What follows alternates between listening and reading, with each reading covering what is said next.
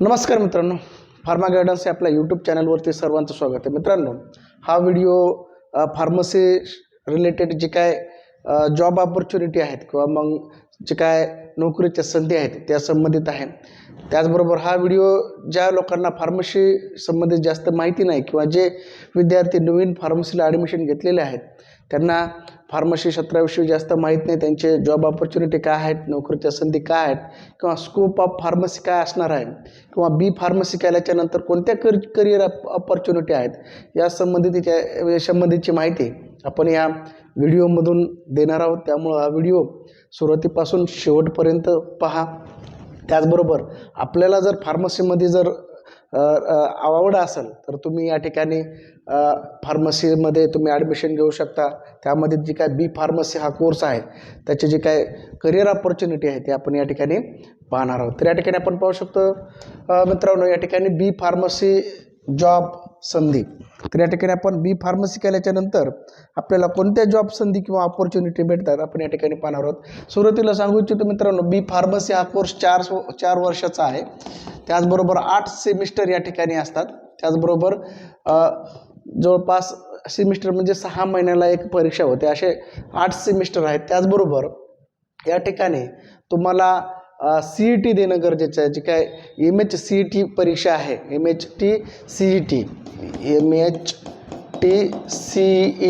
ही परीक्षा 12वी science pass झाल्याच्या नंतर तुम्हाला देणं गरजेचं आहे. त्या परीक्षेच्या या एंट्रन्स टेस्टच्या मार्कावरूनच तुम्हाला या ठिकाणी बी फार्मसी फर्स्ट इयर या कोर्सला ॲडमिशन मिळतं. आता बी फार्मसी झाल्याच्या नंतर कोणकोणत्या जॉब ऑपॉर्च्युनिटी आहेत, गव्हर्नमेंट जॉब कोणते आहेत, प्रायव्हेट जॉब कोणते आहेत किंवा कोणते आपण बिझनेस करू शकतो या सर्व गोष्टी आपण या व्हिडिओमध्ये पाहणार आहोत. त्या ठिकाणी गव्हर्नमेंटमध्ये मित्रांनो या ठिकाणी महत्त्वाची जी काय पोस्ट आहे ती आहे ड्रग इन्स्पेक्टर आणि गव्हर्नमेंट अनालिस्ट. जे काय गव्हर्नमेंटचे जे काय अन्न आणि औषध प्रशासन आहे किंवा त्यामार्फत त्या डिपार्टमेंटमध्ये जे काय ड्रग इन्स्पेक्टर नावाची जी काय पोस्ट आहे ती MPSC मार्फत आणि UPSC मार्फत या ठिकाणी भरली जाते. म्हणजे प्रत्येक राज्यामध्ये त्यांचे जे काय लोकसेवा आयोग आहे त्यांच्यामार्फत परीक्षा घेऊन ड्रग इन्स्पेक्टर हे पदाची भरती केली जाते. त्याचबरोबर केंद्रीय लोकसेवा आयोगामार्फत सुद्धा UPSC मार्फत सुद्धा ड्रग इन्स्पेक्टर किंवा फार्मासिस्ट रिलेटेड काय केले जातात, भरती केले जातात. त्याचबरोबर गव्हर्नमेंट अनालिस्ट जे काय गव्हर्नमेंटच्या जे काय महत्त्वाच्या लॅब आहेत, लॅबोरेटरीज आहेत त्या ठिकाणी गव्हर्नमेंट अनालिस्ट म्हणून सुद्धा पोस्ट आहे, त्यासाठी सुद्धा गव्हर्नमेंटकडून भरती केले जातात. त्यामध्ये काही सेंट्रल गव्हर्नमेंटच्या लॅब असतील किंवा मग स्टेट गव्हर्नमेंटच्या लॅब असतील, त्यामध्ये या ठिकाणी फार्मासिस्टला या ठिकाणी संधी आहे. त्याचबरोबर UPSCमध्ये सुद्धा विविध डिपार्टमेंटमध्ये या ठिकाणी फार्मासिस्टला संधी आहेत. त्या ठिकाणी आपण त्याचा पण या ठिकाणी त्या पण परीक्षेची तयारी करू शकता. या ठिकाणी तुम्हाला भरती प्रक्रियामध्ये तुम्हाला कॉम्पिटेटिव्ह एक्झाम द्यावं लागणार आहे. त्यामध्ये तुम्हाला चांगले मार्क मिळाले तरच तुमची या ठिकाणी निवड होते. म्हणजे तुम्ही बी फार्मसी पास असाल तर डायरेक्ट निवड होणार नाही. तुम्हाला काय करावं लागणार आहे, परीक्षा द्यावं लागणार आहे या ठिकाणी गव्हर्नमेंटमध्ये आणि नंतर तुमची या ठिकाणी मेरिटनुसार तुमच्या या ठिकाणी निवड होईल. त्याचबरोबर जे काय फार्माकोपिया कमिशन आहे गव्हर्नमेंट ऑफ इंडियाचं, त्यामध्ये सुद्धा महत्त्वाच्या पोस्ट या ठिकाणी फार्मसी स्टुडंटला किंवा बी फार्मसी कॅन्डिडेटला या ठिकाणी आहेत. तर त्याची पण तुम्ही तयारी करू शकता. त्याचबरोबर फार्मासिस्ट म्हणून किंवा फार्मसी ऑफिसर म्हणून सुद्धा बऱ्याच ठिकाणी या ठिकाणी गव्हर्नमेंटमध्ये जॉब ऑपॉर्च्युनिटी आहे. त्यामध्ये ZP असेल किंवा मग DMER असेल, DHS असेल, जे काय सार्वजनिक आरोग्य विभाग असेल, त्याचबरोबर विविध महानगरपालिका असतील त्यांचे जे काय हॉस्पिटल असतील त्यामध्ये सुद्धा फार्मासिस्ट म्हणून या ठिकाणी भरतीच्या जागा निघतात किंवा भरती प्रक्रिया होते. रेल्वे फार्मासिस्ट असेल, कारागृह फार्मासिस्ट असेल, त्याला आपण जेल फार्मासिस्ट म्हणूयात किंवा म्हणजे काय भारताचे जे काय सैन्य दल आहेत, आर्मी, नेव्ही आणि एअरफोर्स यामध्ये सुद्धा शिपाई फार्मासिस्ट म्हणून भरती केली जाते. त्याचबरोबर जे काय इसिक फार्मासिस्ट आहे ही पण भरती यामध्ये सुद्धा चांगल्या प्रकारे फार्मासिस्टला नोकरीच्या संधी आहेत. खूप महत्त्वाची जे काय गव्हर्नमेंट या ठिकाणी भरती केली जाते त्याची सुद्धा तुम्ही तयारी करू शकता. तर अशा प्रकारे ज्या ठिकाणी गव्हर्नमेंटचे डिपार्टमेंट आहेत त्यामध्ये हॉस्पिटल आहेत त्या ठिकाणी या ठिकाणी फार्मासिस्टला या ठिकाणी काय नोकरीच्या संधीत किंवा त्यांची या ठिकाणी भरती केली जाते त्याची पण तुम्हाला या ठिकाणी माहिती असणं गरजेचं आहे आणि त्याची तुम्ही काय करायला पाहिजे, चांगल्या प्रकारे तयारी करायला पाहिजे. तर या ठिकाणी आपण विविध जे काय गव्हर्नमेंट फार्मासिस्टच्या एक्झाम असतील त्याचे पण आपल्या चॅनलवरती त्याची तयारी कशी करावा, भरती प्रक्रियेची काय सिलेबस असणार आहे, काय क्रायटेरिया असणार आहे, सर्व गोष्टी आपण व्हिडिओमध्ये सांगितलेले आहे, तो पण व्हिडिओ तुम्ही पाहू शकता. त्यानंतर नेक्स्ट पाहूयात मित्रांनो, या ठिकाणी इंडस्ट्रीमध्ये सुद्धा म्हणजे फार्मास्युटिकल कंपन्यामध्ये सुद्धा फार्मासिस्टला खूप जॉबच्या ऑपॉर्च्युनिटी आहेत. त्यामध्ये जे काय विविध डिपार्टमेंट आहेत फार्मास्युटिकल कंपन्याचे, प्रोडक्शन असेल, QA/QC असेल, R&D असेल, ADL असेल, F&D असेल, IPQC असेल, लॅब जे काय असेल, या ठिकाणी ह्या गोष्टी जे काय QA/QC आहे, जे काय B.Pharm झालेले किंवा M.Pharm झालेले विद्यार्थी असेल, ह्या गोष्टी त्यांना जास्त माहीत असतात. जे विद्यार्थी नवीन आहेत किंवा ज्यांना माहिती नाही त्यांना एवढंच लक्षात ठेवायचं की जे काय फार्मास्युटिकल कंपन्या असतील किंवा मग इंडस्ट्री असतील त्यामध्ये फार्मासिस्टला विविध डिपार्टमेंटमध्ये या ठिकाणी काय आहेत, जॉबच्या संधी आहेत किंवा ऑपॉर्च्युनिटी असतात.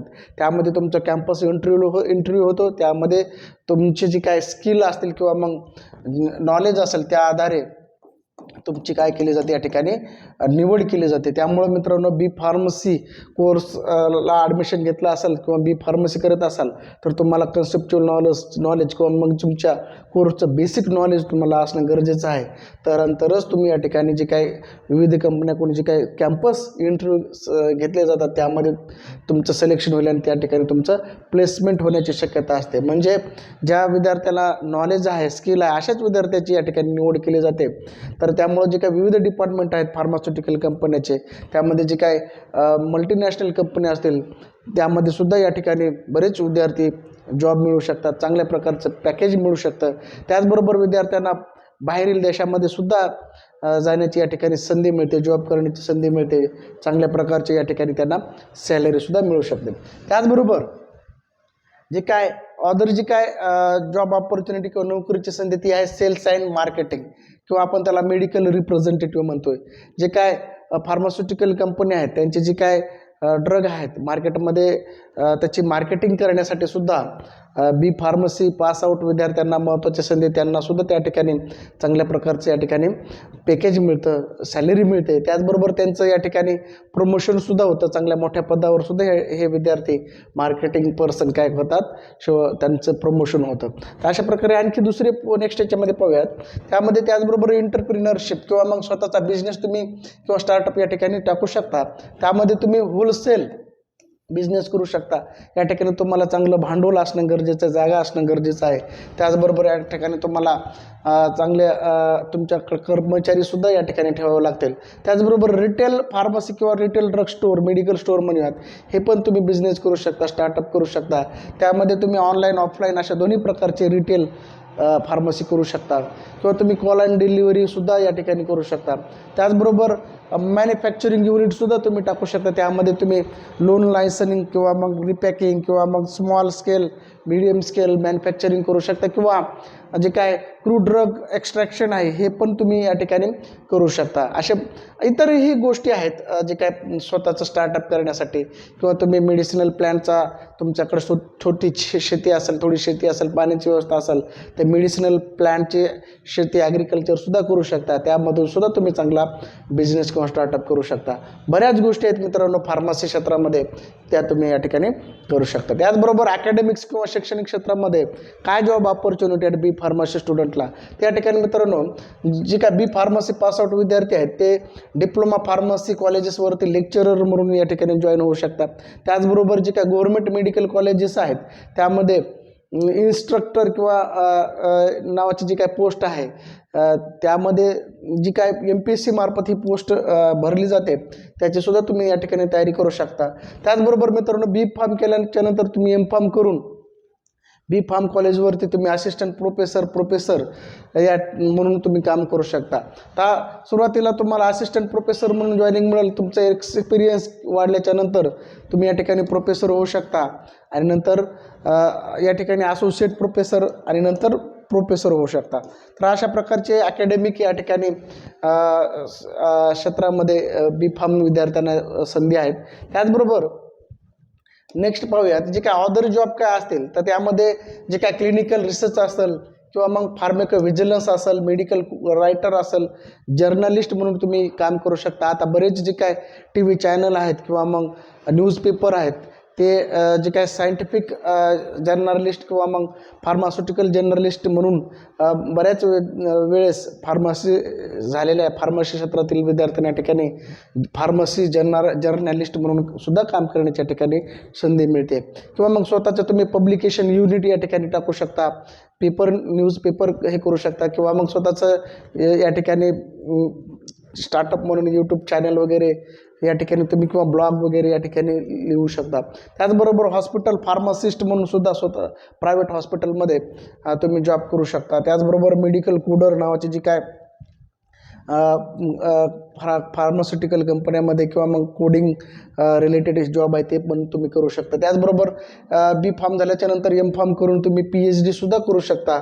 त्यामध्ये तुम्ही PhD झाल्याच्यानंतर रिसर्चर किंवा मग सायंटिस्ट म्हणून या ठिकाणी काम करू शकता. त्याचबरोबर जे काय ट्रेनिंग अकॅडमिक्स जे काय B.Pharm किंवा डिप्लोमा झालेले विद्यार्थ्यांना ट्रेनिंग देण्याचं काम किंवा स्वतःचं ट्रेनिंग इन्स्टिट्यूट किंवा ट्रेनिंग लॅब तुम्ही या ठिकाणी टाकू शकता.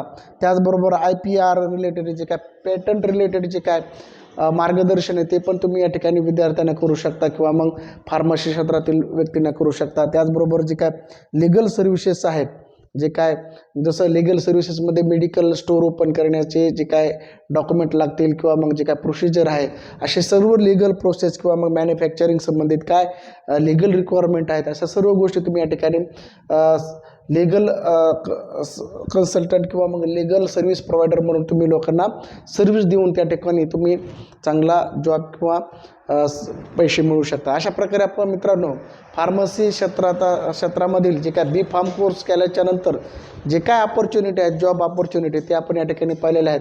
इतरही जॉब अपॉर्च्युनिटी आहेत, परंतु व्हिडिओ मोठा होऊ नये म्हणून आपण शॉर्टमध्ये सांगितलेली आहे. माहिती आवडली असेल तर व्हिडिओला लाईक करा. त्याचबरोबर या चॅनलला सबस्क्राईब केलं नसेल तर चॅनलला सबस्क्राईब करा, लाईक करा, शेअर करा.